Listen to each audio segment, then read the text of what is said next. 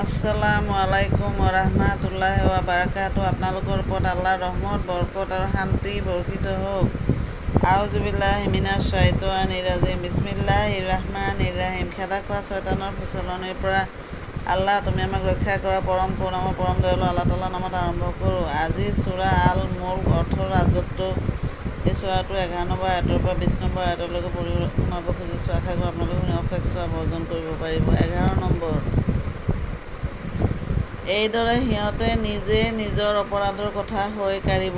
এই জাহান্নামবাসীবিলাক আল্লাহৰ কৰুণাৰ পৰা অনেক দূৰত।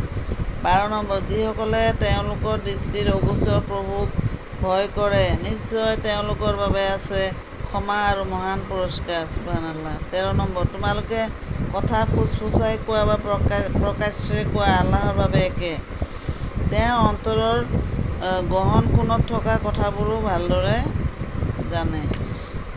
14 নম্বৰ। যিজনে সৃষ্টি কৰিছে তেৱেঁই নাজানিবনে? তেওঁ অতি সূক্ষ্মদৰ্শী সুবিজ্ঞ।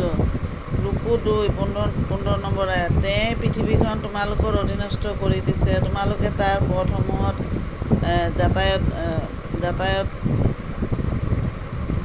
যাতায়াত কৰা আৰু আল্লাহে দিয়া জীৱিকাৰ পৰা খোৱা।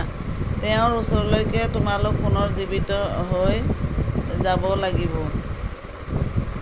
16 নম্বৰ। যিজন আকাশত আছে সেইজন সত্তাই মাটিৰে সৈতে তোমালোকক পুতি নেপেলাব বুলি আৰু হঠাৎ পৃথিৱীখন থৰথৰকৈ কম্পমান নহ'ব বুলি তোমালোক নিৰ্ভয় হৈ আছা নেকি?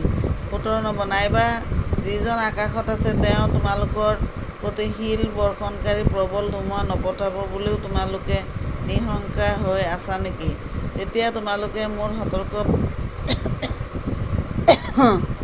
সতৰ্কবাণীৰ সত্যতা জানিব পাৰিবা।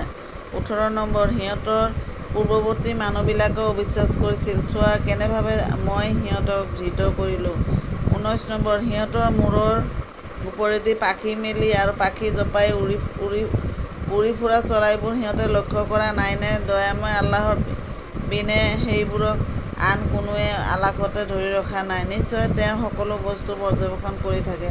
20 নম্বৰ। কোৱা, তোমালোকৰ এনে কোন সৈন্যবাহিনী আছে যিবিলাকে দয়াময় আল্লাহৰ মোকাবিলাত তোমালোকক সহায় কৰিব পাৰে? প্ৰকৃত কথা হ'ল অবিশ্বাসকাৰীবিলাক প্ৰবঞ্চনাৰ চিকাৰ হৈ আছে। সমাপ্ত।